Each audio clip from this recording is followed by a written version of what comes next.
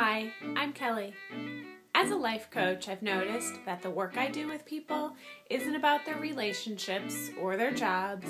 It isn't about their kids or even how to find a way to get all the laundry done. All the work we do together centers around finding the answer to one simple question.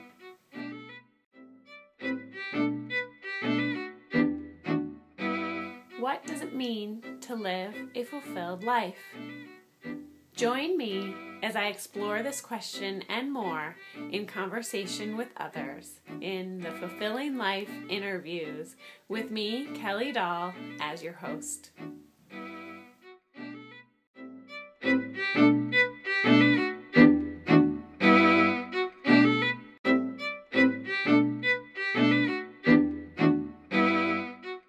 Here with Tara Wagner to talk to you today about how to live a fulfilled life. Tara, I am so thrilled to have you here and to be talking with you today. I'm here in cold and wet Ohio, and I see the sun behind you in Florida, and I have to say I'm a little jealous. But welcome. Thank you. And why don't you start by sharing with everybody a little bit about yourself and the beautiful work you do? Sure. My name is Tara Wagner. I'm a mom. I'm a wife. We travel full time right now at the time that we're recording this, hopefully not for too much longer when we're wanting to settle down.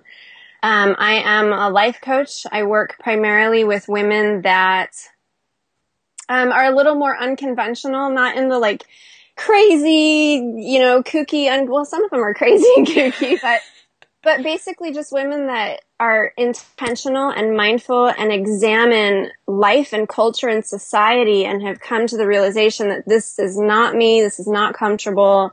I want to live in this different way. I have these ideas of what I want, whether that's parenting in a different way, whether that's working in a different way, or just being a different person that doesn't fit into the norm.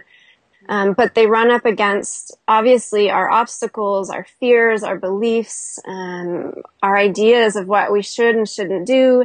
And so I work with women who are looking to maybe recreate or just shift their life, but keep bumping into that thing that stops them, whatever that is. Sometimes it looks like something outside of us, like family members or a job. Always it comes back to something within us that's keeping us from feeling empowered, feeling confident, feeling acceptance or love for ourselves. So that's the work primarily that I do, but in that message is also, you can live an unconventional life. We travel full time. We work for ourselves. My son learns without school. In every way, shape, and form, we live this unconventional life because it's what fulfills us. And the moment it doesn't fulfill us, we give ourselves the permission to change. Like traveling, we're ready to settle down. It's been wonderful. There's so much left that we want to see, but it's not fulfilling us. We're wanting roots. We're wanting community. We're wanting a garden. And, if we have the confidence and the empowerment and the knowledge that we can do whatever the hell we want to do, then what's to stop us from doing whatever the hell we want to do? Who can stop us better than we can? So that's a big part of my message is, here's what your life can look like. Here's how you can get to that place in your life, whatever that gets to look like for you. It's not going to be traveling and unschooling for every family, but finding what it is that you love, finding what it is that honors yourself, and at the same time honors everybody else in your life, because relationship is such a huge part of our life together that we can't make ourselves happy at the sacrifice of our partners or our children or, even just coworkers or people around us. That doesn't bring us real fulfillment either. So it's sort of this, live unconventional, live mindful and spiritual, and find fulfillment and joy and peace. And I'm known as the organic sister because everything that I talk about is organic. It's the things that come from us organically, or the things that would come from us organically if we didn't have all these barriers in our way. Right down to, I mean, the way we eat obviously we know that eating organically with nature makes sense. Living organically, breathing organically, loving organically, accepting, all of those things are organic as well. So organic is a very big part of my message, because everything that we do is really about allowing things to flow organically from us and removing the barriers that stop that flow. Yeah. That is the longest introduction I think I've ever done. That was fantastic. And, I love how you use the word organic and how multifaceted it is in the way that you use it. And it makes so much sense to me and really resonates with me and so many other people, as you know, but just that idea of what is organically inside of you and letting that come out in the way that it's going to, and it's going to look different for everybody.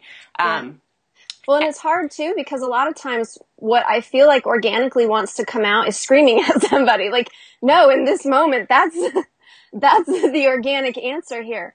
But when I look beneath that, that's always the knee-jerk reaction or the trigger. What's organically there is this desire for peace, or this desire for ease, or this desire for things to come together. So it's a tough word, and it challenges me because, sometimes my authentic answer is like a middle finger and get away from me.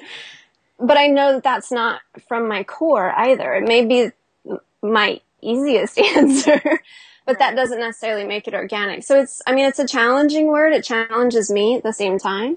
But it does. It just, every single thing in my life just keeps coming back to organic. So it fits everything I'm trying to learn and do in my life.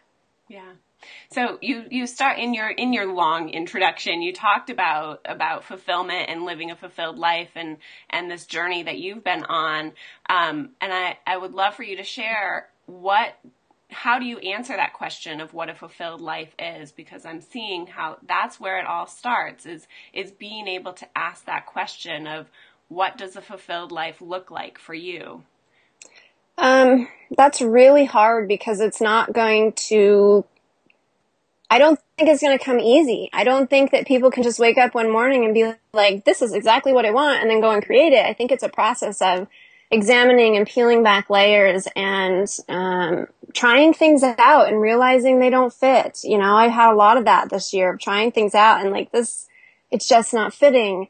I think probably if I were to tell somebody the first step, I usually start with what is not fulfilling you. Mm-hmm. Know what's not working. Know what doesn't feel right. Know what is a constant fight. Know what is, the key trigger to all of the drama or all of the chaos in your life. Start there with what's not fulfilling you, and then ask yourself, how can I shift this and change it? And then just start experimenting with life, pretty much. Give yourself permission to make mistakes, but give yourself permission to try something new and, be okay if it doesn't fit for you, but be willing to try, because, that's the thing. You don't know what is going to be the most amazing thing in your life. You can look right at it. My husband in juggling is a great example of this. The man never in his life cared about juggling. And then our son was like, Dad, how do you juggle? So they got on YouTube, and my husband has not stopped juggling 2 years later, and he still juggles every single day. You never know what is going to be that fulfillment unless you just jump in and you start trying crazy stuff that does not feel like you. And that, I think, is really important, because if you are doing something that feels like you all the time and not fulfilled, maybe that's your number one clue that you need to do something else, that what you're doing isn't fulfilling. So do something that's not you, because what's not you is obviously not working. Right. And I love how your suggestion of looking at what doesn't feel good, because I think there's something so strong in our nature to focus on those things that aren't good. It's really easy to see the bad stuff. So that's an easier place to start than figuring out what are those things that really make me feel good. we can rattle those off real fast. Right, exactly. Here it all is. I'll lay it all out for you. Yeah. Yeah, that's such a great suggestion of where to start. And I'm a big believer in experimenting and also throwing away the rules too when you try something. And just because she does it this way doesn't mean you can try that, but you can do it your own way. And it doesn't have to fit this perfect model or whatever it is that you're constructing in your mind, just to experiment and play but still try it. That doesn't mean letting go and letting fates take over. You're still being intentional and thinking about what you're doing. Yeah. So thinking about those bad things that are easy to see, what are some of the things that get in your way of staying on that path of living a fulfilled life? As much as you want to share, you can rattle them off. Or ironically, the same things that fulfill me tend to challenge me. Traveling fulfills me, challenges me to no end. Unschooling my child, very much aligns with our values, very, very much challenges my parental triggers, my beliefs, my fears. Gosh, where to start? That's like, got all these different things saying, wait. I think the other things would probably just be, work again, something that really fulfills me. Also can really keep me from connecting and feeling grounded. Generally, though, if you look at all those things, it's not really the work. It's not really the unschooling. It's not really the traveling. It's where I'm at in that moment. Whether I'm mindful and intentional, whether I'm stuck in my tornado of thoughts, whether I am, stuck in an emotion and just not processing it well or not processing it fast enough, or just in that place of not being grounded, not being intentional, not being mindful, not being centered, whatever you want to call it. If I'm in my fear, if I'm in my beliefs, if I'm in my chaos, or if I'm just totally out of it, how we get into that place of I'm going a million miles a minute and I don't even know what's left and what's right. That's what challenges me the most. So it's everything will offer me the opportunity, even things that I love and cherish will offer me the opportunity to be overwhelmed or disconnected or triggered. But ultimately it's just showing me what it is I'm dealing with in that moment. Yeah. I love that idea of the things that fulfill you can also be your greatest challenge too. And I really identify with the work piece. My work is such a huge source of my fulfillment. I would be lost without it. But at the same time, that really can make me feel overwhelmed and out of balance and all of those things. And we are a traditional schooling family, and it's great to hear from you as an unschooling mom that that's a challenge for you too, because I know for me and my personality, even though I'm an educator and I have very strong beliefs about education, and my husband and I do, what we have realized is that my personality and my triggers would be too triggered if we chose that route. So hearing that that's a part of it for you too is it's a part refreshing. Of it for everybody. I don't care who they are. If they tell me everything is always hunky-dory, I'm like, you are full of shit. Because you're human. And we get triggered, and our kids are our biggest mirrors to whatever it is that we need to deal with. Yeah. And it's every single part of parenting is going to challenge you, whether it's, traditional school or unschool or homeschool or, Waldorf school or whatever. Right. Life challenges are crap. Yeah. And it's our crap that's really challenging us, but life is going to constantly mirror that stuff back to us while we work on it. Mm-hmm. Yeah. And it doesn't go away, regardless of what lifestyle choice you choose, whether you're traveling full time. Like I thought once we get into an RV, life is going to be so much simpler, easy, peaceful. And it's not. And now I'm like, once we get back into a house, life is, and I hear that voice in the back of my head going, yeah, right. Like there's just no way. Then I'm going to have, bills to pay and a garden to take care of and a bigger house to clean. And it never goes away because it's not outside of us. The chaos is our own. We just bring it from from place to place. Yeah, it just takes on different formats depending on where we're landing at the moment, right? And it doesn't slow down. And I think that's one of my biggest life journey lessons is, okay, maybe next week, once my daughter's well, she's been like fighting this, our whole house has been fighting this virus. Once we're healthy again, then we'll catch up and things will be great. And you know what? It'll be something else because it is in here. And it's keeping that in check of what's in your heart and your soul in the midst of all the craziness, because it's always going to be there. It's never going to calm down. It's life. Yeah. I have people tell me all the time, now's not a good time, but in 6 months, or when my kid graduates, or when we, finish this project. And I'm like, yeah, okay, you talk to me then and tell me what's new. Right. Because something else is going to be there. Unless we're intentional, unless we are very consciously mindful of our own chaos, we're going to experience chaos over and over again until we create the space and the time to find peace within ourselves. And that's what is the hardest. And I think what we avoid the most. And so what are some of the ways that you do get back to that peace when all of those bumps are coming along in your path to keep yourself? You mean when I actually do it? Or what I tell my clients to do? Laying in the grass on a blanket is a big one for me. With or without music, if it's quiet enough that I can just hear the trees, hear squirrels, hear birds, like that is really challenging, really difficult to lay there and do nothing. But it is one of the best ways for me to reconnect. I suck at meditation. I suck at it. I'm like not even trying to do it anymore. I'm technically meditating, but I will not call it meditation because every time I try to call it meditation, I suck at it. So now I'm just trying to lay there in the grass and listen to the trees. What else do? I do a lot of journaling. Lately I've done a lot of art journaling, which has been really fantastic. I call a girlfriend. I've got a couple girlfriends who aren't afraid to call me on my bullshit.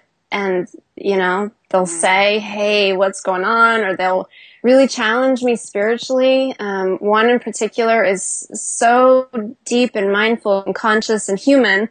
So she gets all of it. And, we can just reflect stuff back for each other. And those kind of conversations are seriously cup filling and grounding for me. It's hard to name because I'm so good at avoiding it at all costs. But I think what you're saying is what we real people have to do, and I'm sure you tell your clients this too, because it's one that it's a huge message I have with my clients as well. It doesn't have to be this expansive, elaborate practice. Trying to hear the trees for a couple minutes can be enough. Well, and the more that I try to make it expansive and elaborate, the more I fail. Yeah. I used to have this idea that I had to get up every morning at 6 o'clock and I had to do this and I had to do this and then I had to have these 3 hours, and that was going to make me this grounded, peaceful, spiritual person. And it didn't. It made me a freaking maniac because I was tired. And, 3 days into it, I wasn't doing it anymore. And then I was guilting myself and shaming myself because I couldn't stick with this big, giant spiritual practice. And, it's Buddhists in a temple on a mountain can do that because they don't have a 13-year-old boy. They don't have bills to pay. They might be cooking. They don't have a relationship to nurture. I mean, right. I say this all the time because I'm a little resentful. Yeah. But it's like, it's so much easier to attain enlightenment if you are alone. Maybe it's not. Maybe then the real chaos comes out. But we are in real life. We have bills to pay. We have kids to love. We have partners to connect with. And it's hard. It's hard to find that balance of how do I stay in this world, but also know that this world is just a dream. It's not that real connection. It's not that real sense of being grounded. How do I how do I keep my foot in both dimensions? You know, one in reality and one in spirituality. And, you know, if I figure out the answer to that, I'll create an e-course and be a millionaire. That's right. You know, I think I don't expect it to happen. it's that beautiful challenge of being mindful, washing the dishes. You know, I think that's why I love Karen Mazin Miller's work so much, is she talks about the beauty of the meditation and folding the laundry and washing the dishes, because that's the life that we live. And you know, if that's the practice, then that's how, I guess I believe that those Buddhists on the hilltop out in the monastery, are they really doing any better than we are as we scrub the dishes? I personally adamantly believe we're doing the bigger work. Yeah. Because we are practicing mindfulness in chaos. Yeah. You know, it's very easy for me to be mindful when I'm laying out under the trees in the grass. It's much more difficult when I have a hormonal 13-year-old who's, you know, cranky and not a morning person. You know what I mean? So on a rainy day in your RV. On a rainy day, yeah, in a 32-foot RV. Yeah. You know, that's a big practice. Yeah. Kudos to me when I nail it, but I don't nail it very often. Yeah. I think of it, my office is also our playroom and our den and so I have my desk, which can be serene-ish, next to like a pile of Legos, you know, and that's just the reality. Right. I have to do this work with all of that, and the Legos end up on my desk and underfoot and whatever else. But still doing the work with all of that around. So yeah, maybe it is bigger work. I think so. I don't care what anybody else says. It feels damn big. It sure does. It sure does. Tara, it has been so wonderful to talk with you about this big work that you do and finding fulfillment in the midst of all the chaos. And I see you doing it in a beautiful way when I read what you write, and even seeing your pictures on Instagram of all your beautiful artwork that you've been doing lately. You've inspired me to go to the bookstore soon and get some books to it's amazing. Color in. It's amazing. Go to the library and get a 50-cent book. Oh yeah, yeah, that's a great idea. And destroy it. Destroy it right on up. Wonderful. Very grounding. Can you tell us again where everybody can find you and read more of what you have to say and see more of you as well? Yes, on theorganiksister.com, facebook.com/theorganiksister, but theorganiksister.com is what you'll find everywhere else. And I've got tons of stuff there, 6 years worth of writing, and the Digging Deep ebook, which is all about how we overcome those barriers and blocks and obstacles, and some free stuff to give away too on just creating that intentional, unconventional life. So I'd love to see anybody over there. Yeah, it's all beautiful, beautiful stuff. I can attest to it. Thank you for sharing it all with everybody. And thanks for teaching us what you are learning on your journey. And I look forward to learning more. Thank you, Kelly. Thanks so much for being here, and we'll see you soon.